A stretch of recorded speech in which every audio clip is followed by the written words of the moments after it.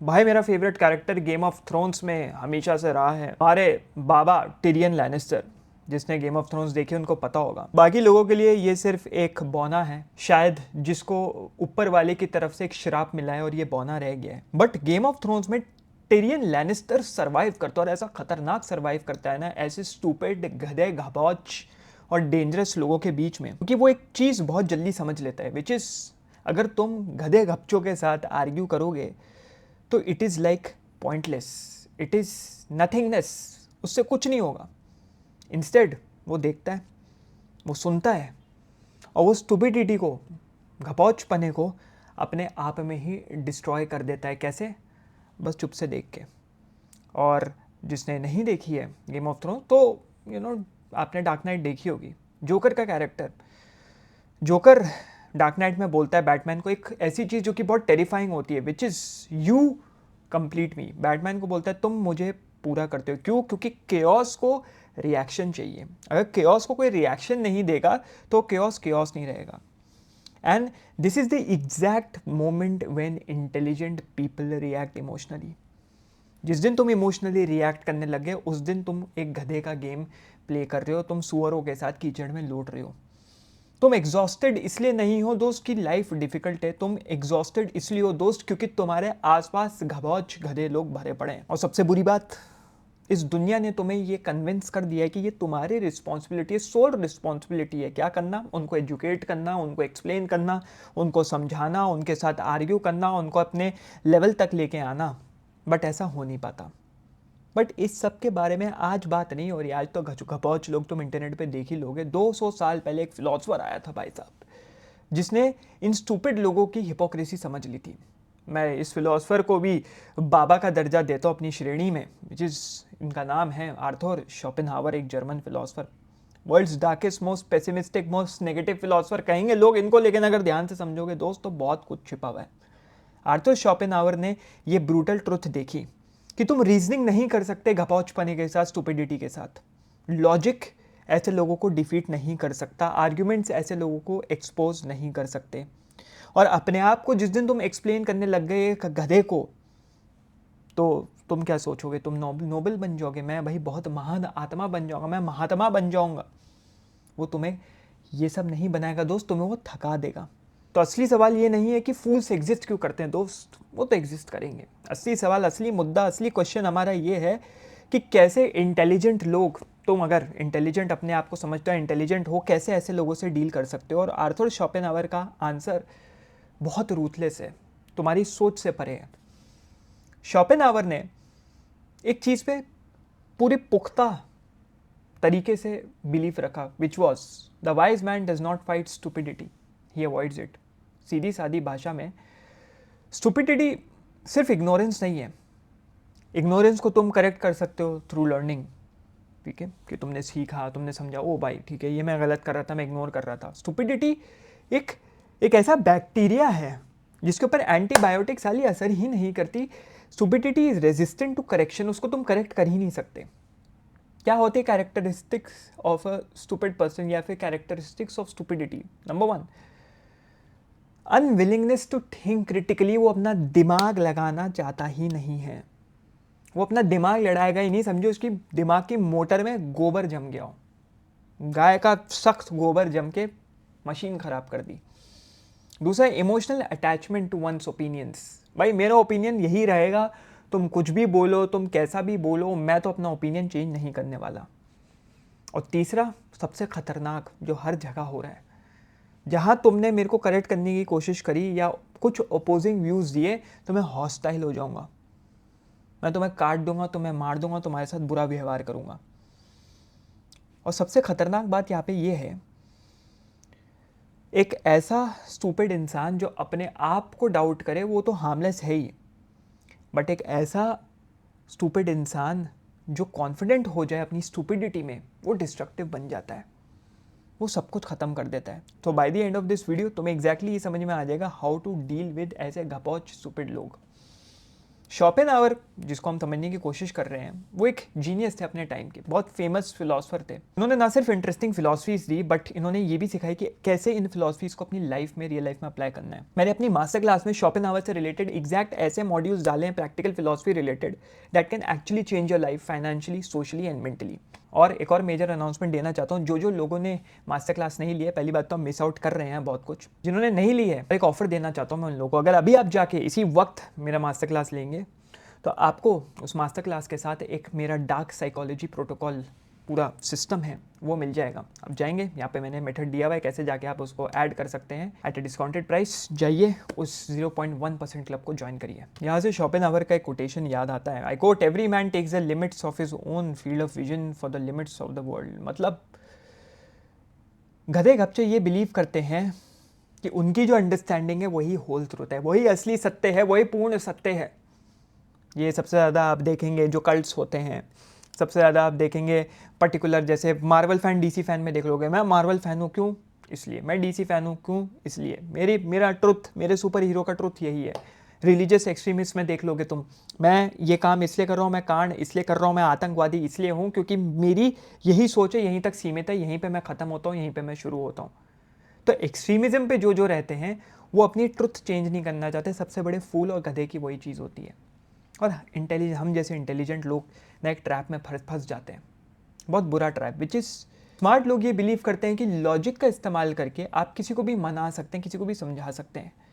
वो ये सोचते हैं कि फैक्ट्स और रीजनिंग सामने वाले का दिमाग चेंज कर देगा, क्या पता मैं उससे ठीक से बात करूं तो उसका दिमाग चेंज होता है। बट ज़्यादातर लोग, जो गधे लोग हैं, जो इडियट्स हैं, वो अपनी ईगो प्रोटेक्ट करने के लिए आर्ग्यू करेंगे। वो ईगो प्रोटेक्ट करने के लिए कुछ भी कर जाएंगे। वो सत्य नहीं ढूंढना चाहते, जिसको सत्य समझते हैं, जिसको तुच्छ समझते हैं, वो सिर्फ आर्ग्यू करेंगे। इंटेलिजेंट लोग क्या करते हैं, वो जल्दी से परसीव कर लेते हैं कॉन्ट्राडिक्शन इन सोसाइटी। यार ये कुछ अजीब ही है, ये कुछ अजीब सिस्टम है, ये सरकारी नौकरी का सिस्टम कुछ अजीब ही है। मतलब इतनी मेहनत करके आप सरकारी नौकरी लें, यूपीएससी क्रैक करें, लेकिन क्रिमिनल साले जाहिल गवार नेता बन के बैठे, ये कैसे? नेता बनने के लिए कोई एग्ज़ाम क्यों नहीं है? वहाँ पे क्यों पीपल्स की चॉइस? वहाँ पे क्यों जनता की बात सुनी जाएगी? लेकिन एक सिविल सर्वेंट बनने के लिए आपको इतनी मेहनत करनी पड़ती है, फिर भी आप पॉलिटिशियन की जूती के नीचे आ जाते हैं। पॉलिटिशियन तुम्हें तमाचा भी मार देगा as a UPSC, as a civil servant, कोई कुछ नहीं कर सकता। तो एक कॉन्ट्रडिक्शन जैसे दिखा, अरे ये क्या है? वो हिपोक्रेसी देख लेते हैं, वो इरेशनल बिहेवियर देख लेते हैं, यार ये सही नहीं है, ये क्या हो रहा है? तो बड़ा अजीब है। हमें सिखाया जाता है मॉरल ग्राउंड्स, और जो लोग हमें ये सब सिखा रहे हैं उन सालों का नाम है एप्स्टीन फाइल्स में। ये क्या हो रहा है? ये तो अजीब है। तो रिजल्ट क्या होता है? इंटेलिजेंट इंसान सामने वाले को, गधे को समझाते समझाते इतना थक जाता है कि वो उस कॉन्वर्सेशन से थका हारा निकलता है, और फूल वो जीता हुआ समझता अपने आप को। अब आप मुझसे पूछेंगे, ये जो फूलिश लोग होते हैं, इडियट लोग होते हैं, वो इतने कॉन्फिडेंट क्यों होते हैं? अब इसके पीछे एक साइंटिफिक और साइकोलॉजिकल एक्सप्लेनेशन ज़रूर है, जिसको बोला जाता है डनिंग क्रूगर प्रॉब्लम या फिर द डनिंग क्रूगर इफेक्ट। ठीक है, पहले मैं बता देता हूँ, अगर इसका एग्जाम्पल प्राइम देखना है तो मेरा कमेंट सेक्शन जाके देख लो। सब स्कॉलर्स हैं, सब पे दिमाग है, सब रिसर्च स्कॉलर्स हैं, सबको सब कुछ पता है। तुम्हें कुछ नहीं पता, हमें सब कुछ पता है, लेकिन फिर भी भैया हम अपनी रजाई गर्म करते हुए, मस्त चना चकना लेकर रगड़ते हुए कमेंट पास करते हैं। Dunning Kruger effect, which is, उसका कोर आइडिया है इनकॉम्पिटेंस एक फॉल्स कॉन्फिडेंस क्रिएट करता है। एक बबल में सामने वाला बैठा रहता है। होते हैं ना कुछ लोग, तुम मिलोगे भीड़ में, झुंड में, तुम्हारे कॉलेज में, स्कूल में, ऑफिस में, तो समझते सब उन्हीं को सब कुछ पता है। अरे तुम्हें कुछ नहीं पता, हमें पता है, या हम तोप हैं, बहुत बड़ी 21 तोपों की सलामी हमी को मिली थी भाई साहब, हमें सब कुछ पता है। तो जो ग्राफ तुम यहाँ पे देख रहे हो, उस पीक के ऊपर वो होते हैं, जो पीक दिख रहा है ना उसके ऊपर होते हैं, विच इज़ समझ लो काइंड ऑफ एन इग्नोरेंस, जिनको अपने बबल से आगे कुछ पता ही नहीं है, और उनके पास वो स्किल ही नहीं है कि वो अपनी मिस्टेक को आइडेंटिफाई कर पाए कि मैं कितना बड़ा बॉडम दिख रहा हूँ, मैं कितना बड़ा बकैत दिख रहा हूँ, मुझे अपनी गलतियाँ नहीं दिख रही। उसका रिजल्ट क्या होता है? वो एक्सट्रीमली कॉन्फिडेंट होते हैं और वो करेक्शन रेजिस्ट करेंगे। तुम कुछ भी कर लो, वो रेजिस्ट करेंगे, मेरे को करेक्ट कैसे कर दिया, मैं तो तोप हूँ। बट उनका डाउनफॉल आता है, ऊपर जाते हैं, जैसे कर्व देख रहे हो ना, नीचे वैली ऑफ डिस्पेयर में जाते हैं, जहाँ पे वो डिप्रेशन में चले जाते हैं। जो मैं सोचता था सब गलत है, जिसको बोलते हैं ना हम्बल हो जाते हैं वो, और फिर धीरे धीरे धीरे स्लोप ऑफ इनलाइटनमेंट में चढ़ते चढ़ते वो समझते हैं हाँ भाई कैसे ज़िंदगी जी जाती है। इसी पे शोपेनहावर का एक कोट याद आता है, I quote, never argue with a fool, onlookers may not be able to tell the difference. माने बताइए भैया, अगर आप फुलिश लोगों के साथ डिबेट करेंगे तो वो आपको अपने लेवल पे खींच के लाएगा। फुलिश इंसान को कोई इंटेलिजेंट नहीं समझेगा, लेकिन आपको ज़रूर सामने वाला गधा समझेगा। इट्स सिमिलर टू रोड के ऊपर दो लोग लड़ रहे हैं तो दोनों को बेवकूफ़ समझा जाएगा कि भाई दोनों खड़े होके रोड पे लड़ रहे हैं। उसमें ये नहीं बोलेगा ये ज़्यादा अच्छा, ये इंटेलिजेंट लग रहा है और ये फूल लग रहा है, ये इंटेलिजेंट होगा। ना ना ना ना ना, लड़ रहे हो बराबर हो, गली के कुत्तों की तरह। अब सवाल यहाँ पे ये उठेगा कि भाई इतना लॉजिक है, हमारे फिलोसफर्स इतना लॉजिक दे के गए, आप वेस्टर्न फिलोसफी देखें, आप इंडियन फिलोसफी देखें, लॉजिक जितना भी लॉजिक हम देख सकते हैं देखें, फिर भी वो फेल कर जाता है स्टूपिडिटी के सामने। अब इसका कोर आइडिया ये है कि स्टूपिड लोग जो होते हैं भाई साहब वो इमोशन पे काम करते हैं, भावुक होते हैं, आंखों में पानी आ जाता है, वो लॉजिक पे नहीं चलते हैं। इसको समझने के लिए ये समझ लो कि भाई साहब ह्यूमन थिंकिंग के दो सिस्टम हैं। पहला सिस्टम इमोशनल और इंस्टिंक्टिव, इमोशन करना है भाई करो, चलो काटने चले, मारने चले, उड़ाने चले, चलो भाई, इंस्टिंक्टिव। दूसरा लॉजिकल और रिफ्लेक्टिव, जो बैठ के सोचेगा। अब जो सिस्टम 1 में फंस जाते हैं, समझ लो उसके माथे के ऊपर ऐसे कॉन्डम चिपका हुआ है, उसको कुछ समझ में नहीं आ रहा, सारा ज्ञान टकरा के वापस जा रहा है, कुछ समझ में नहीं आ रहा। और सारे फुलिश लोग एंटायरली सिस्टम 1 में ऑपरेट करते हैं। किसी भी धार्मिक या फिर धार्मिक बोल या मजहबी इंसान के साथ आप डिबेट करके देंगे, आपको समझ में आ जाएगा। अगर उन्हें प्रूफ करना है, उन्होंने ठान ली कि साला तुम लेडी बॉय हो, तो कुछ भी करके, कोई भी लॉजिक, कोई भी इमोशन, कुछ भी करके प्रूफ करने पे तुल जाएंगे कि तुम लेडी बॉय हो।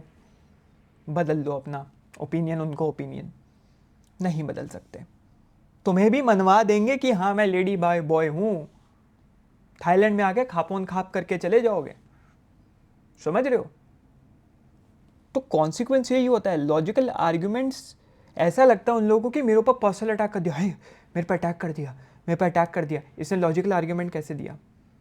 वो आजकल पता नहीं किसने मीम देखी है कि नहीं, वो एक मीम वायरल हो रही थी ना, किसी ने पूछा कि भगवान नहीं है तो एक नीचा करके कि नीचा का गॉड इज डेड की मीम इंडिया में ही वायरल हो रही थी, भगवान एक बंदा बोला नहीं है, भगवान नहीं है, उसने चाटा मार दिया। बस उसने ना बोला भगवान नहीं है, उसने चाटा मार दिया। क्यों? क्योंकि उस बंदे को अपनी ईगो डिफेंड करनी थी, and that is what they do, they defend their ego rather reconsidering their belief. जो कि मैं बोलता हूँ इस चैनल से, भैया जो तुम्हारा बिलीफ सिस्टम है उसके ऊपर बिलीफ रखो, कोई मना नहीं कर रहा मेरे लाल, मेरे दोस्त, कर, कौन मना कर रहा है? लेकिन पर्सपेक्टिविज्म तो रख, एक पर्सपेक्टिविज्म तो रख, अपना माइंड ओपन तो रख। जज तो मत कर किसी भी स्कूल ऑफ थॉट को, किसी भी फिलॉसफी को। मैं भले ही यहाँ पे इंडियन फिलॉसफी नहीं डालता due to various reasons, particularly political, but मैं रिस्पेक्ट बराबर करता हूँ। नहीं डाल रहा इसका मतलब ये नहीं I don't respect, because I am a पर्सपेक्टिविस्ट।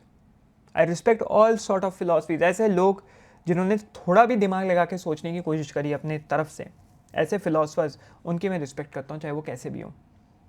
चाहे वो नाजी रिलेटेड मार्टिन हाइडेगर क्यों ना हो, या चाहे वो महात्मा गांधी जैसे लोग क्यों ना हो, चाहे वो औरोबिंदु जैसे लोग क्यों ना हो, चाहे वो रविंद्रनाथ टैगोर जैसे लोग क्यों ना हो, या फिर वो माकियावेली जैसे लोग क्यों ना हो। You should have a perspectivist towards everything. ज़रूरी नहीं आप उसको फॉलो करें, बट पर्सपेक्टिविज्म होना बहुत ज़रूरी है, रिस्पेक्ट होनी बहुत ज़रूरी है। तो भाई साहब इससे हम आगे बढ़ते हैं कि कैसे आप गधे गपछों के ट्रैप में ना फंस जाएं, कैसे आप एक इंटेलिजेंट इंसान होके फूल्स को कंट्रोल कर सकते हैं। विच इज़ अपनी सबसे पहली चीज़ तो एम्पैथी हटा लो। एम्पैथी ज़्यादातर लोगों को फंसा देती है, इंटेलिजेंट लोगों को फंसा देती है कि भाई एम्पैथाइज़ करना चाहिए।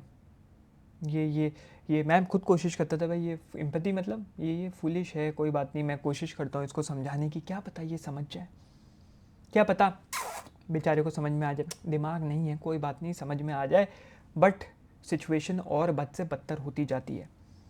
स्मार्ट लोगों को ये लगता है कि वो एजुकेट कर सकते हैं गधों को, दे फील रिस्पॉन्सिबल कि हमारा काम है इग्नोरेंस को करेक्ट करना। कोशिश कर लो, मैं भी करा था। हाँ, कोई चीज़ें एक्सट्रीम में चली जाएं, बहुत ज़्यादा एक्सट्रीमिस्ट में चली जाएं तो करेक्ट करना ज़रूरी है, बट फालतू में चलते फिरते सड़क पे किसी को भी करेक्ट करने चलोगे तो कॉन्सिक्वेंसेस उल्टे होंगे। क्योंकि रियलिटी यही है कि गधों को सच्चाई नहीं चाहिए. Fools do not want the truth, they want comfort inside their believes. उन्हें कंफर्ट चाहिए अपने बिलीफ में. क्या हुआ था, मैंने ओशो वाला वीडियो डाला. Again I respect Osho a lot. मैंने 2-3 वीडियोस डाल भी रखे हैं ओशो की फिलॉसफी को समझाते हुए. मैं ओशो खुद भी सुनता हूँ. लेकिन एक इंसान था वो, उस इंसान के ऊपर मैंने थोड़ा सा क्रिटिसिज्म, उसकी फिलॉसफी, उसकी आइडियोलॉजी पे थोड़ा सा क्रिटिसिज्म दे दिया. सबकी देखो कैसी सुलगी. कमेंट सेक्शन जाके देख लो, तुम्हें खुद समझ में आ जाएगा. क्यों? Because they are fools. उन्होंने इस बिलीफ सिस्टम में कंफर्ट ढूंढ लिया. क्योंकि उनके 2 आंसू टपक गए तो उनको लगा इस थॉट ने मेरे आंसू टपकाए तो ये थॉट असली सत्य है. अब मैं इसके आसपास अपनी दुनिया रिजॉल्व करा ही नहीं सकता. तब मैंने देखा यार ये तो ख़त्म है. पर्टिकुलरली हमारा देश तो ख़त्म है भाई. हमारे देश में टैग्स इतनी जल्दी लोगों पे लगाए जाते हैं. तो तब समझ में आया कि भाई ये होती है इडियोक्रेसी, ये होती है इडियट्स की असली definition. As simple as that. और शोपेनहावर ने इसका सोल्यूशन भी दिया. ये तो हमने आपको पूरा प्रॉब्लम स्टेटमेंट समझा दिया, बट शोपेनहावर बाबा ने इसका सोल्यूशन दिया, ये चश्मा और एक बीड़ी मुंह में लगा के. और सबसे पहला सोल्यूशन इनका था विच इज सेलेक्टिव विड्रॉल. इसका कोर आइडिया है आपकी विजडम, आपकी बुद्धिमत्ता. आप बुद्धिमान तभी कहलाएंगे जब आप ये चूज करेंगे where to invest your attention into. आपको पता है जैसे पैसा इन्वेस्ट करते हो ना, स्टॉक्स में डाला, रियल एस्टेट में डाला, गोल्ड में डाला, ETFs में डाला, क्रिप्टो में डाला, वैसे ही यहाँ पे अटेंशन इन्वेस्टमेंट भी आपको करनी बहुत ज़रूरी है. हर लड़ाई नहीं लड़नी चाहिए दोस्त, या फिर हर लड़ाई is not worth fighting. Every battle is not worth fighting. Not every truth must be spoken. हर सत्य नहीं समझाना चाहिए. एथीस्ट हो तो सामने वाले को गॉड इज़ डेड बोल के या गॉड है ही नहीं करके ज़बरदस्ती अपने स्कूल ऑफ थॉट में घुसेड़ने की कोशिश ना करो. एग्नोस्टिक हो तो कन्फ्यूजन के थॉट में घुसेड़ने की कोशिश ना करो. थेइस्ट हो तो अपने भगवान, अपने गॉड्स, अपने अल्लाह, अपना जीसस, अपना जो भी कॉन्सेप्ट है दूसरों के ऊपर थोपने की कोशिश ना करो. यू विल बी अ फूल. देखो ना भाई मेरा कितना अच्छा है भाई, मेरी चीज़ कितनी अच्छी है भाई, देखो ना भाई, देखो शर्ट के अंदर, देखो ना भाई, देखो अंदर झांक के देखो ना भाई, कितने कितने बाल मेरी छाती पे उग रहे हैं, देखो ना. किसी को नहीं गिनना भाई, किसी को नहीं गिनना. सब अपने बालों के साथ खुश है. तो ज़बरदस्ती उनको फोर्स मत करो. तुम यू फूल. अगर मैं अभी हरकत कर रहा था, कैसा क्रिंज लगा, रोंगटे खड़े हो गए हाथ के, है ना. क्रिंज था क्योंकि ऐसे ही क्रिंज लगता है भाई जब लोग ऐसी हरकत करते हैं. तो प्रैक्टिसेस क्या, ऑब्जर्व करो इंस्टेड ऑफ करेक्टिंग. देखो क्या बकैती, क्या बकचोदी कर रही है. दूसरा, अंडरस्टैंड इंस्टेड ऑफ परसुएडिंग. समझो, मनाने में मत लग जाओ. नहीं भाई गलत बोल रहे हो, देखो भाई ये सही है, मैं जो बोल रहा हूँ मेरा सही है, सुनो ना भाई, सुनो ना, अरे सुनो तो भाई, ये मत करो. और तीसरा, विड्रॉ फ्रॉम अननेसेसरी कॉन्फ्लिक्ट. जहाँ लगे कि कॉन्फ्लिक्ट शुरू हो गया, विड्रॉ. जो हमने डॉक्टर रिश्तेदार का एग्जाम्पल देता हूँ, ठीक है, डॉक्टर चंद उनका हमने नाम दिया. यही होता है. मैंने सोचा let's educate this guy. Doctor है, समझेगा, बट उसने तो पूरा यूटर्न ही ले लिया. धर्म में इतना डूबा हुआ था, अपने मज़हब में इतना डूबा हुआ था, यूटर्न लिया. समझ गया मैं, ये तो यूटर्न लेके मेरी मारने की कोशिश कर रहा है. मैंने अननेसेसरी कॉन्फ्लिक्ट समझ के वहाँ से विड्रॉ कर लिया. और उसके बाद नेक्स्ट स्टेप जो मैंने अप्लाई किया, विच was the power of silence. जब उसने मेरे को मैसेजेस लिखने शुरू करे, एक दिन बाद रिसर्च पेपर्स भेज के किसी तरह प्रूफ कर रहा है, वो रिसर्च पेपर भी उसी के धर्म के लोगों ने लिखे हुए हैं, तो वो प्रूफ करने की कोशिश कर रहा है. मैंने क्या किया, I just applied the power of silence. क्योंकि silence is often stronger than any argument. कोई भी आर्ग्यूमेंट लगाओ, शोपेनहावर कहते हैं साइलेंस सबसे बड़ा आर्ग्यूमेंट होता है. क्योंकि साइलेंस सबसे पहली तो तुम्हारी मेंटल एनर्जी प्रिजर्व करेगा दोस्त, और साइलेंस वापस से कॉन्वर्सेशन इनिशिएट करने से दूर रखेगा तुम्हें, which is equivalent to pointless conflict. देखा है कितनी डिबेट्स तुमने करी होगी, कितने लोगों से बहस करी होगी, देयर इज़ नो सोल्यूशन. क्योंकि सामने वाला डिबेट के लिए नहीं कर रहा.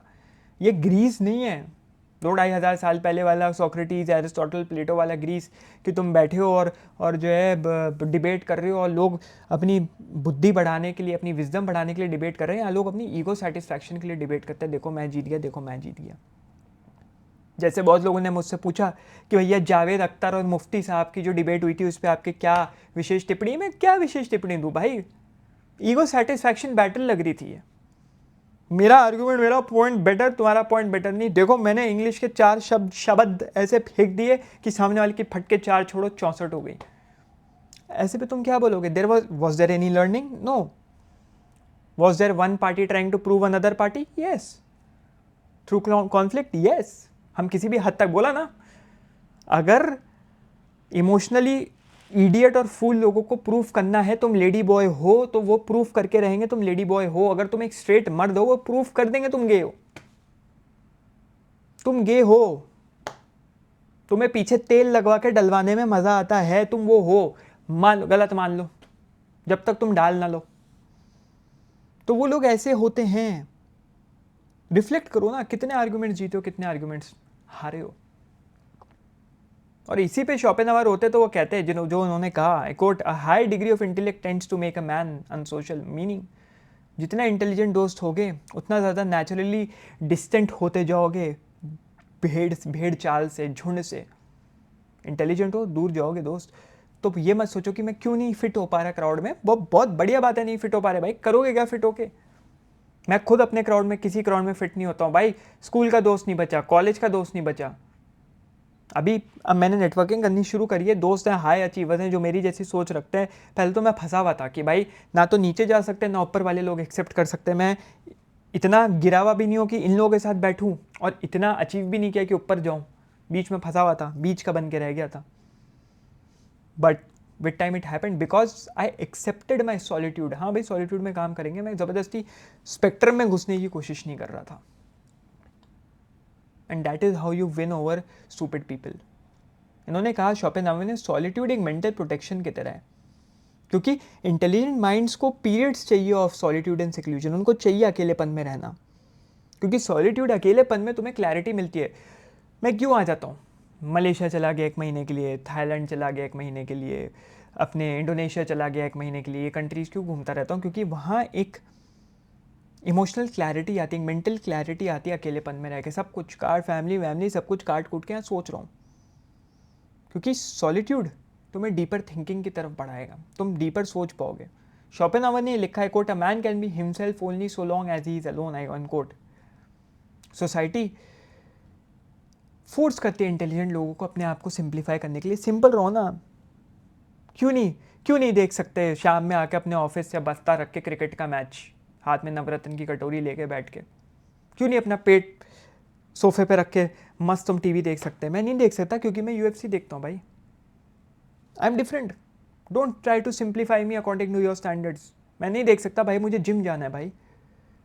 मैं ये खाना नहीं खा सकता, समोसा नहीं पेल सकता। मौसी सॉरी, आपके घर आया हूँ बहुत टाइम बाद, नहीं पेल सकता।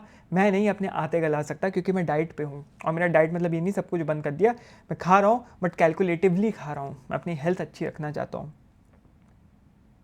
इसी पे आर्थर शोपेनहावर का एक और कोट आता है, quote, talent hits a target no one else can hit, genius hits a target no one else can see. Intelligent लोग, हम जैसे लोग, जो तुम ये वीडियो देख रहे हो अभी तक, जो भी टिका हुआ है, वो रियलिटी को डिफरेंटली देखता है, जिससे तुम्हें मिसअंडरस्टैंड किया जाएगा, तुम्हें गलत तरीके से देखा जाएगा, तुम्हें समझा जाएगा कि ये बंदा तो भाई खिचकैट आदमी है, इस बंदे के पास तो कुछ है नहीं। देखने दो, you don't need to prove them कि तुम इंटेलिजेंट हो, तुम्हारी इंटेलिजेंस खुद रेडिएट होगी। मैंने ये नोटिस किया है भाई, इन्वेस्टर्स के साथ मीटिंग, जब भी मैं चाइना गया हूँ, जब भी मैं मलेशिया में चाइनीज़ इन्वेस्टर्स के साथ मिला हूँ, देर आर पीपल, जैसे एक पिच में मैं गया था जहाँ पे 2-3 कंपनीज एक साथ पिच करने आई थी, तो मैं भी उनमें से एक था। तो फाउंडर्स आए थे, तो एक फाउंडर तो पूरा गप आदमी, वो कुछ बोल ही नहीं पा रहा। दूसरा फाउंडर इतना ज़्यादा, ही वॉज ट्राइंग टू, होते हैं ना शार्क टैंक, देखो होगा तुमने, आते हैं शार्क टैंक में तो बकचोदी ज़्यादा दिखाते हैं, असली पिचेस होती है अंग्रेज़ों के सामने, बाहर के चाइनीज़ इन्वेस्टर्स जो होते हैं बहुत बहुत वो होते हैं। तो point to be made is, उनके साथ बैठा हूँ और पिचेस देख रहे हैं, क्या हो रहा है क्या नहीं हो रहा है, कैसे हो रहा है क्या। एक बंदा बहुत ज़्यादा उछल रहा है, सबने उसको बोला ये बॉर्डर लाइन बकचोद है, ये बॉर्डर लाइन बकचोद है। And I just gave in my presentation, and आज की डेट पे नॉट ओनली इन्वेस्टमेंट मिली, बट उनके बोर्ड ऑफ कंट्रोल में मैं हूँ, और भी इन्वेस्टमेंट्स देखता हूँ, और भी पिचेस देखता हूँ, because of my calm, composure and intelligence. Why? Because they believed in me. हाँ भाई, ये बंदा है।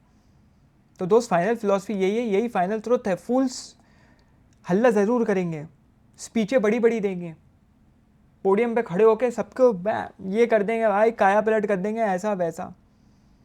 वो कॉन्वर्सेशन डोमिनेट ज़रूर करेंगे क्योंकि इमोशनली बोलते हैं, और क्राउड्स को भी डोमिनेट करेंगे, बट वो फ्यूचर कभी शेप नहीं कर सकते दोस्त। वो फ्यूचर कभी भी शेप नहीं कर सकते, याद रखो। जो जितना हल्ला करेगा, जो जितना चिल्लाएगा, जो लोगों के इमोशंस का इस्तेमाल करके ताकत लेने की कोशिश करेगा, चाहे वो छोटे लेवल पे हो, स्कूल में, कॉलेज में, ग्रुप्स में, फ्रेंड सर्कल में, या बड़े लेवल पे देश चलाने की बात हो, वो देश, वो फ्रेंड सर्कल, वो दोस्त कभी आगे नहीं बढ़ सकते, कंपनियां कभी आगे नहीं बढ़ सकती।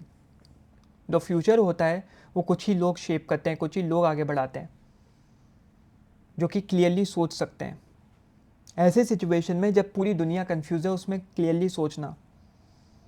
और अगर तुम उनमें से हो जो गहराई में चीज़ों को देख सकता हो, ऑब्वियसली तुम मेरे वीडियो पे हो, अभी तक टिके हुए हो, तो वो हो तुम। जो कॉन्ट्रडिक्शंस देख लेता है सोसाइटी में क्या हो रहा है, जो रिफ्यूज़ कर देता है कि मैं नहीं ये कंफर्टेबल लाई एक्सेप्ट कर सकता, मैं नहीं इस कंफर्टेबल ट्रुथ में बैठ सकता, false truth, kind of a false truth, then like it or not, तुम्हारे ऊपर एक रिस्पॉन्सिबिलिटी है दोस्त, तुम्हारे ऊपर बहुत बड़ी रिस्पॉन्सिबिलिटी है। आराम से मत बैठ जाओ। अगर तुम एक इंटेलिजेंट इंसान हो, कॉन्ट्रडिक्शन चीज़ें देख सकते हो, क्योंकि जब इंटेलिजेंट लोग पूरी तरीके से विड्रॉ कर देते हैं, इंटेलिजेंट लोग सोचते हैं कि भाई कुछ नहीं करना, जो कि इस वीडियो का कोर एसेंस था कि फालतू जगह इन्वेस्टमेंट मत करो टाइम की, बट हाँ जहाँ ज़रूरत है वहाँ करने की ज़रूरत है। अगर पूरी तरीके से भी विड्रॉ कर दोगे तो स्टूपिडिटी का पहिया पूरी दुनिया को घुमाएगा, पूरी दुनिया को नचाएगा। और इतिहास इस चीज़ का गवाह है, जब गधे गपचों को तुम छोड़ दोगे देश चलाने के लिए, पॉलिटिक्स चलाने के लिए, कंपनीज चलाने के लिए, ऑर्गेनाइजेशंस चलाने के लिए, तो भाई साहब बहुत बुरा हाल हुआ है, ये इतिहास गवाह है। तो अपना पीस प्रोटेक्ट करो, लेकिन अपनी बैटल्स वाइजली चूज़ करो, अपनी जंग वाइजली चूज़ करो, अपनी एनर्जी वेस्ट मत करो हर इडियट से जिसको तुम इनकाउंटर करो कि तुम समझा रहे हो। ज़्यादातर लोग अपनी एनर्जी वेस्ट कर देते हैं कमेंट सेक्शन में जाके लोगों को करेक्ट करने में। दोस्त चैनल बना, मेरे ऊपर कोई ऑब्लिगेशन नहीं है, मुझे सरकार से पैसा नहीं मिलता वीडियोस बनाने के लिए, कोई ऑब्लिगेशन नहीं है, मेरा शौक है, मैं बनाता हूँ because I want to empower people with the knowledge of philosophy and how we can change this world, particularly our country, because our country is going backwards, that's the truth, accept it or not. बुरा लगे, attack करना है, जज करना है, जो करना है करो, एक्सेप्ट इट और नॉट। मेरे पास क्या हथियार है? फिलॉसफी का हथियार है, लोगों को एम्पावर करने का। और यही मोमेंट है जो ट्रूली मैटर करता है। थिंक क्लियरली, एक्ट करेजियसली, और अपने माइंड को श्रिंक मत करो एक छोटी सी दुनिया में जीने के लिए, क्योंकि इस दुनिया का डायरेक्शन हमेशा से एक small minority of highly thinking individuals, rational thinking individuals, intelligently thinking individuals ने शेप किया है। और अगर तुम उनमें से एक हो तो उस रिस्पॉन्सिबिलिटी को दो, सीरियसली लो। थोड़ी भी IQ है ना तुम्हारे पास, you will not waste that IQ, क्योंकि दुनिया में एनफ नॉइज़ है, बहुत लोग हल्ला करने वाले हैं, बहुत लोग फॉल्स प्रोमिसेस, फेक प्रोमिसेस करने वाले हैं, बट अब दुनिया को क्लैरिटी की ज़रूरत है। सिर्फ अपने देश की बात नहीं, पूरी दुनिया की बात कर रहा हूँ। और अभी भी ये सुनने के बाद भी बहुत लोग कहेंगे कि इतना आपने कह दिया, इतना बक दिया, बट हम इन फूल्स को कम्प्लीटली कैसे इग्नोर करें? आसपास वो आंखों के सामने मेरे बहुत लोग हैं तो घरों में गधे गपचे बड़े होते हैं, जॉइंट फैमिलीज़ में होते हैं, इतना डिफ़िकल्ट है उन्हें इग्नोर करना। तो उसका समाधान है भाई मेरा ये नेक्स्ट वीडियो, जहाँ पे मैं एग्जैक्टली ये बताऊँगा कैसे you can never react, never explain and just ignore, क्योंकि मेरा ज्ञान नहीं है, एक और महान फिलोसफर का ज्ञान है। तो जो वीडियो नेक्स्ट देखना, मास्टर क्लास वाला ऑफर ज़रूर लो, बाय 1 गेट 1 फ्री की तरह मिल रहा है। Dark psychology protocol is very interesting. मेरे जो 1-on-1 क्लाइंट्स होते हैं उनके साथ जो भी मेरे कॉल्स होते हैं, उनका जो एसेंस है वो निकाल के मैंने उस प्रोटोकॉल में डाला हुआ है। तो मास्टर क्लास भी लो और वो डार्क साइकोलॉजी प्रोटोकॉल भी लो, तो सबको नीचे डिस्क्रिप्शन में मिल जाएगा। और जाओ नेक्स्ट वीडियो क्लिक करो, सबसे पहले पावर ऑफ इग्नोरिंग। चलो जाओ अभी।